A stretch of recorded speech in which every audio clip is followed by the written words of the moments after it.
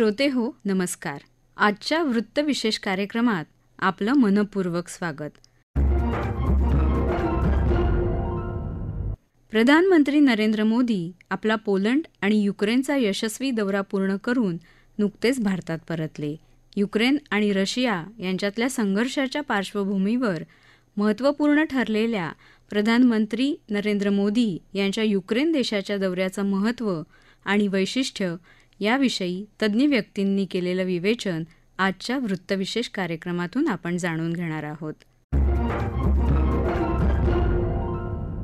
श्रोते हो, प्रधानमंत्री नरेंद्र मोदी यांनी पोलंड आणि युक्रेन राष्ट्रांचा नुकताच दौरा पूर्ण केला. अमेरिकेसह संपूर्ण जगाचं या दौऱ्याकडे आणि भारताच्या भूमिकेकडे लक्ष लागलं होतं.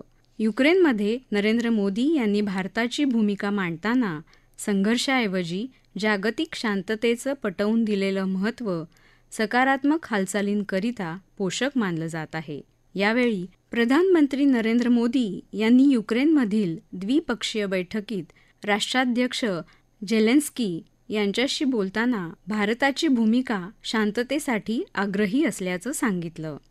एक्सेलेंसी, हम लंबे समय से एक बात सुनते हैं कि युद्ध की सबसे पहली कैजुअलिटी ट्रूथ होगा, लेकिन जब आज मैं उन बालकों की स्मृति में बनाए हुए म्यूजियम को आपके साथ जाकर के अपने श्रद्धा सुमन अर्पित कर रहा था तो मेरा मन भर आया था, दिल को गहरी चोट पहुंची थी. और मुझे लगता है कि युद्ध की सबसे पहली कैजुअलिटी किसकी होती है तो निर्दोष बालकों की होती है, और वो बहुत दर्दनाक होता है.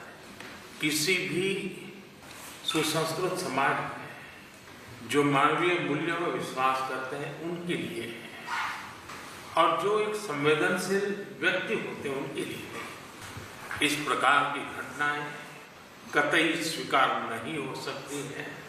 दुनिया में मानवीय मूल्यों में विश्वास करने वाला कोई भी व्यक्ति इसको स्वीकार नहीं कर सकता है. एक्सेलेंसी, इस दर्दनाक परिस्थितियों के बीच भी आपने जिस गर्मजोशी से मेरा और मेरे डेलीगेशन का स्वागत किया, इसके लिए मैं हृदय से आपका आभार व्यक्त करता हूँ. एक्सेलेंसी, हमने जो दूसरा मार्ग चुना वो दूसरा मार्ग है युद्ध से दूर रहने का.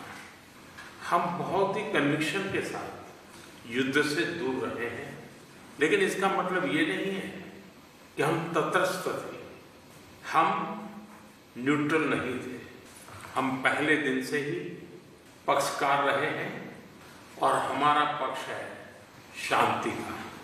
हम बुद्ध की धरती से आते हैं जहाँ युद्ध को कोई स्थान नहीं होता है. हम महात्मा गांधी की धरती से आते हैं जिसने पूरे विश्व को शांति का संदेश दिया है. एक्सेलेंसी, मैं आज जब यूक्रेन आया हूँ तब मैं 140 करोड़ भारतीयों की भावना को लेकर के आया हूँ, और 140 करोड़ भारतीयों की भावना मानवता से प्रेरित है. और मैं आज यूक्रेन की धरती पर शांति का संदेश लेकर के आया. एक्सेलेंसी, यहाँ से पहले मैंने ग्लोबल साउथ की एक कॉन्फ्रेंस की, करीब 120 देश के लोग थे. मैं उनकी तरफ से भी शांति का संदेश लेकर के आया. श्रोते हो, प्रधानमंत्री नरेंद्र मोदी यांच्या युक्रेन दौऱ्यात भारत आणि युक्रेन दरम्यान कृषी, अन्न उद्योग क्षेत्र, समुदाय विकास प्रकल्पांच्या अंमलबजावणीसाठी भारताच्या मानवतावादी सहाय्य अनुदानाबाबत तसंच औषध उत्पादन नियमन क्षेत्रात सहकार्यासाठी असे एकूण 4 सामंजस्य करार करण्यात आले. आर्थिक आणि व्यापार व्यतिरिक्त राजकीय दृष्टीने देखील हा दौरा महत्त्वाचा मानला जात आहे. याविषयी आंतरराष्ट्रीय घडामोडींचे अभ्यासक शैलेंद्र देवळाणकर यांनी आकाशवाणीशी बोलताना सांगितलं. पंतप्रधान मोदी यांचा 2 दिवसांचा 2 देशांचा दौरा जो होता, ज्याच्या पहिल्या टप्प्यामध्ये त्यांनी पोलंडचा दौरा पूर्ण केला आणि दुसऱ्या टप्प्यामध्ये ते युक्रेनच्या भेटीवरती गेले. या दोन्ही देशांच्या भेटी ज्या आहेत त्या भारताला प्रामुख्याने सामरिक दृष्टिकोनातून अतिशय महत्वपूर्ण अशा स्वरूपाच्या या भेटी होत्या. आर्थिक व्यापारिक दृष्टिकोनातून देखील अतिशय महत्वाच्या या भेटी होत्या. विशेष म्हणजे ह्या दोन्ही भेटींच्या माध्यमातून भारताच्या स्मार्ट डिप्लोमसीचं दर्शन हे प्रामुख्याने जगाला झालं. या दोन्ही भेटींच्या माध्यमातून भारताने एक महत्वपूर्ण संदेश जो आहे तो देखील जगाला देण्याचा प्रयत्न केला. विशेष म्हणजे पोलंडला जाणं त्यांच्यासाठी यासाठी देखील गरजेचं होतं की पोलंडच्या माध्यमातूनच युक्रेनला जाता येतं. कारण सध्या रशिया आणि युक्रेन युद्ध जे हे 2 वर्षांपूर्वी सुरू झालं आणि हे युद्ध सुरू झाल्यानंतर सध्या युक्रेनच्या वरती नो फ्लाय झोन आहे. म्हणजे विमानाच्या माध्यमातून युक्रेनला पोहोचता येत नाही. त्यामुळे युक्रेनला पोहोचण्याचा जो महत्वाचा आणि एकमेव मार्ग आहे तो आहे पोलंडचा मार्ग आहे. त्यामुळे पोलंडच्या माध्यमातून रेल्वेने 10 तास प्रवास करून पंतप्रधान मोदी हे युक्रेनला पोहोचले होते. आणि याच ट्रेननी मागच्या वर्षी अमेरिकेचे राष्ट्राध्यक्ष बायडन हे देखील युक्रेनला गेलेले होते. फ्रान्सचे राष्ट्राध्यक्ष असतील, इंग्लंडचे पंतप्रधान असतील, यांनी देखील याच रेल्वेच्या माध्यमातून, ज्याला एअरफोर्स रेल अशा स्वरूपाचं म्हटलं जातं, नामकरण त्याचं झालेलं आहे, त्याच्या माध्यमातून तिथं पोहोचले.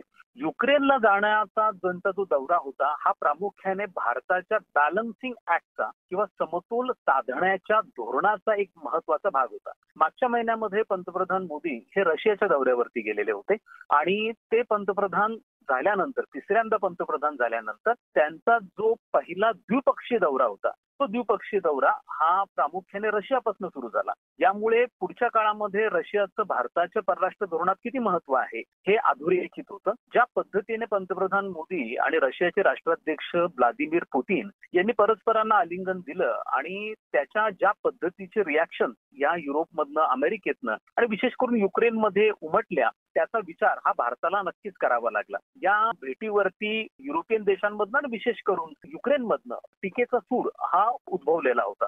त्यामुळे भारताला हे बॅलन्स करणं, समतोल साधणं हे देखील अत्यंत गरजेचं होतं. या ठिकाणी एक गोष्ट अधोरेखित करणं हे अत्यंत महत्वाचं आहे.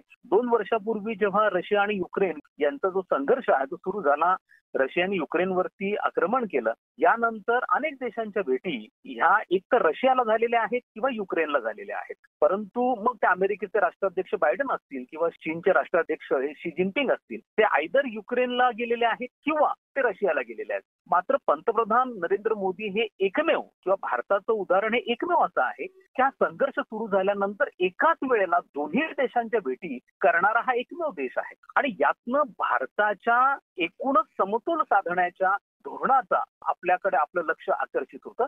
हा जगातला एकमेव असा देश आहे की जो आजच्याही घडीला रशिया आणि अमेरिका असेल, अमेरिका आणि चीन असेल, शिया आणि सुन्नी पंथीय राष्ट्र असतील किंवा इस्रायल आणि पॅलेस्टाईन असेल, या सगळ्यांच्या बरोबर समान संबंध ठेवणारा हा देश आहे. हा कोणतीही बाजू घेत नाही. जे पंतप्रधान मोदींनी युक्रेनच्या दौऱ्यादरम्यान अगदी स्पष्टपणे अधोरेखित केलं आणि जगाला त्यांनी या स्वरूपाचा एक संदेश पण दिला की भारत हा निरपेक्ष नाही. भारत हा रशियाच्या गटामध्ये ना युक्रेनच्या गटामध्ये आहे. भारत हा शांततेच्या गटामध्ये आहे. भारताला शांतता पाहिजे आहे. आजचं युग हे युद्धाचं युग नाहीये, हे शांततेचं युग आहे, चर्चेचं युग आहे. त्यामुळे रशिया आणि युक्रेन यांनी चर्चेच्या माध्यमातून, डायलॉगच्या, संवादाच्या माध्यमातून आपले जे प्रश्न आहेत ते त्यांनी सोडवायला हवेत. ही स्पष्ट भूमिका पंतप्रधान मोदींनी अधोरेखित केली. त्यांनी यापूर्वी देखील जपानमध्ये रशियाचे राष्ट्राध्यक्ष व्लादिमीर पुतीन यांच्याशी चर्चा करताना देखील स्पष्टपणे सांगितलेलं होतं की तुम्ही युद्धाचा मार्ग हा अवलंबू नका, कारण आजचं युग हे युद्धाचं युग नाहीये, हे चर्चेचं युग आहे, शांततेचं युग आहे. त्यामुळे हे सांगण्यासाठी देखील पंतप्रधान मोदी हे झेलेन्स्की बरोबर चर्चा करताना देखील ही गोष्ट विसरले नाही. त्यामुळे भारताचा नेमका कल कसा आहे याच्याकडे देखील जगाचं लक्ष गेलं. भारत हा कशा पद्धतीने समतोल साधतो या दृष्टीने देखील आपल्याला संपूर्ण जगाला ही गोष्ट दाखवता आली. युक्रेन हा अनेक दृष्टिकोनातून भारतासाठी महत्वपूर्ण आहे. विशेष करून भारताला गव्हाच्या आयातीच्या दृष्टिकोनातून असेल किंवा अॅल्युमिनियमचं असेल, आयटी सेक्टर, ऍग्रिकल्चर प्रोडक्टच्या दृष्टिकोनातून युक्रेन ही आपली मार्केट देखील आहे आणि युक्रेनकडनं अनेक बाबी आपण आयात पण करतो. आणि सर्वात महत्वाचं म्हणजे आपले जे विद्यार्थी आहेत हे मोठ्या प्रमाणावरती, त्याला एज्युकेशन डेस्टिनेशन असं युक्रेनला म्हणलं जातं, आपले विद्यार्थी फार मोठ्या प्रमाणावरती युक्रेनमध्ये विशेष करून वैद्यकीय शास्त्राचं शिक्षण घेण्यासाठी युक्रेनमध्ये जातात. त्यामुळे युक्रेन बरोबर भारताचे संबंध, जसं युक्रेनची निर्मिती झाली सोव्हिएत रशियाच्या विघटनानंतर 90-91 मध्ये, तेव्हापासून भारताचे युक्रेन बरोबरचे जे संबंध आहेत ते अत्यंत उत्तम पद्धतीने आहेत. आता मुळात मुद्दा असा येतो की ही जी भेट झाली युक्रेनच्या बाबतीमध्ये, त्याच्या माध्यमातून भारताने आणखीनही एक महत्वाची बाब जी अधोरेखित करणं फार गरजेचं आहे की भारताने रशियाकडनं तेल आयात करणं गेल्या 2 वर्षांमध्ये साधारणतः 12 अब्जाचं तेल रशियाकडनं आपण आयात केलं आणि त्याच्यावरती युरोपियन देशांची मोठी टीका झालेली होती की भारताने अशा प्रकारचं तेल आयात करू नये. इव्हन अमेरिकेचं देखील म्हणणं असं होतं. परंतु आपण आपल्या देशाच्या आणि आपल्या लोकांच्या हितसंबंधांचा विचार केला आणि आपण हे पण स्पष्ट केले की रशिया युक्रेन युद्ध हे युरोपचा प्रश्न आहे, हा काही सगळ्या जगाचा प्रश्न नाहीये. त्यामुळे आम्ही आमच्या राष्ट्रीय हितसंबंधांना अनुसरून धोरण स्वीकारणार आणि म्हणून आपण रशियाकडनं 2 वर्षांमध्ये तेल आयात केलं. रशिया आपल्याला तेल पुरवणारा नंबर 1 चा देश बनला. जो रशिया युक्रेन युद्ध सुरू होण्यापूर्वी 12व्या क्रमांकाचा देश होता तो नंबर 1 चा झाला आणि आपण जवळपास 12 अब्जाचं तेल त्यांच्याकडनं आतापर्यंत आयात केलेलं आहे. त्यामुळे एक पद्धतीची एक नकारात्मक सूर हा युरोपियन देशांमध्ये होता. या दौऱ्याने प्रामुख्याने हा जो आकस होता युरोपियन देशांचा भारताविषयीचा, विशेष करून भारताच्या आणि रशियाच्या व्यापार संबंधाचा, तो कमी होण्यास मदत झालेली आहे. दुसरं, भारताचं युरोपमधलं महत्व वाढण्याच्या दृष्टिकोनातून देखील हा दौरा महत्वपूर्ण आहे. कारण युरोपचे चीन बरोबरचे संबंध हे अलीकडच्या काळात खूप मोठ्या प्रमाणावरती वाढलेले आहेत. चीनने युरोपमध्ये पाय पसरायला सुरुवात केलेली आहे. त्यामुळे भारताला आपला फुटहोल्ड किंवा आपला पाय हा तिथं रोवण्याच्या दृष्टिकोनातून या दौऱ्याचा निश्चितपणे उपयोग होईल असं आपल्याला म्हणता येईल. तसंच अमेरिकेच्या दृष्टिकोनातून देखील हा दौरा महत्वपूर्ण आहे. कारण अमेरिकेची सातत्याने इच्छा होती की युक्रेनच्या बाजूने भारताने उभं राहावं. त्यामुळे भारताचा हा दौरा अमेरिका आणि युरोप यांची एक पद्धतीने सहानुभूती मिळवणारा दौरा आहे असं आपल्याला म्हणता येईल. दुसरी एक अत्यंत महत्वाची बाब आहे की जर भविष्यामध्ये भारत आणि चीन यांच्यामधला संघर्ष उद्भवला तर अशा वेळेला आपण जशा पद्धतीने एका युरोपियन देशाच्या दौऱ्यावरती संघर्ष चालू असताना पंतप्रधान मोदी गेले, युक्रेनच्या दौऱ्यावरती ते गेले आणि त्या पद्धतीने जर भारत आणि चीन संघर्ष झाला तर युरोपियन देशांची सहानुभूती ही भारताच्या पाठीशी उभी राहील हे देखील याच्यातनं अधोरेखित होतं. त्यामुळे भारताने दूरदृष्टीचा विचार करून ह्या दौऱ्याची प्रामुख्याने आखणी केलेली होती आणि त्याच्यातनं भारत कशा पद्धतीने शांततेच्या पक्षामध्ये आहे, युद्धाचा विरोध भारत कशा पद्धतीने करतो आणि आपल्या परराष्ट्र धोरणाची जी प्रामुख्याने उद्दिष्ट आहे की विभागीय आणि आंतरराष्ट्रीय पातळीवरती समतोल प्रस्थापित करणं, शांतता प्रस्थापित करणं, युनायटेड नेशनच्या व्यासपीठावरनं अशा स्वरूपाचे प्रश्न सोडवलं जाणं, या स्वरूपाची भारताची जी मूल्य आहेत ज्याचं प्रतिबिंब आपल्या राज्यघटनेमध्ये देखील पडलेलं आपण पाहतो, हीच मूल्य पुन्हा एकदा पंतप्रधान मोदींच्या त्या युक्रेन दौऱ्याने अधोरेखित झालेली आहेत असं आपल्याला म्हणावं लागेल. या दौऱ्यादरम्यान काही महत्वपूर्ण करारांवरती स्वाक्षरी झालेली होती. कारण रशिया युक्रेन युद्ध सुरू झाल्यानंतर आपला युक्रेन बरोबर पूर्णपणे डिस्कनेक्ट हा झालेला होता. तो या करारांच्या माध्यमातून पूर्ण झाला. यामध्ये सांस्कृतिक स्वरूपाचे होते, शैक्षणिक स्वरूपाचे करार झाले, कृषी क्षेत्रामधले महत्वपूर्ण करार झाले, आयटी सेक्टर मधले महत्वपूर्ण करार हे यामध्ये झालेले आहेत आणि या करारांचा सध्या जरी नाही पण भविष्यामध्ये भारताला निश्चितपणे या माध्यमातून फायदा होऊ शकतो. एकूणच भारताचा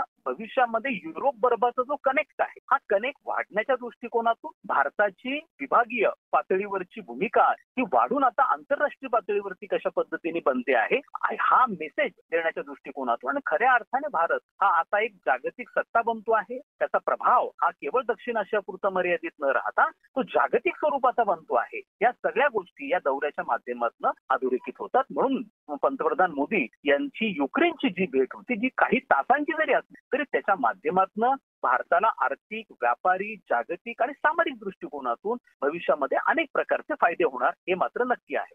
श्रोतेहो, रशिया आणि युक्रेन यांच्यातल्या संघर्षाच्या पार्श्वभूमीवर प्रधानमंत्री नरेंद्र मोदी यांनी केलेल्या युक्रेन दौऱ्याला विशेष महत्त्व प्राप्त झालं आहे. सोव्हिएत संघाच्या विघटनानंतर युक्रेन स्वतंत्र झाल्यानंतर कीवला भेट देणारे नरेंद्र मोदी हे पहिले प्रधानमंत्री ठरले आहेत. श्रोतेहो, आपला वृत्तविशेष हा कार्यक्रम आपण न्यूज ऑन AIR या ॲपवरही लाईव्ह ऐकू शकता. यासोबतच आमच्या मुंबई एअर न्यूज या यूट्यूब वाहिनीवर कार्यक्रमाचं ध्वनिमुद्रण आपल्याला कधीही ऐकता येईल. याबरोबरच आजचा वृत्तविशेष हा कार्यक्रम संपला. हा कार्यक्रम आकाशवाणी मुंबईच्या प्रादेशिक वृत्तविभागानं सादर केला. संपादक आणि सादरकर्त्या सरस्वती कुवळेकर, प्रसारण सहाय्य त्रिशरण कांबळे, लेखन आणि समन्वय रवींद्र वसंतराव लोखंडे आणि निवेदन प्रज्ञा तळेगावकर.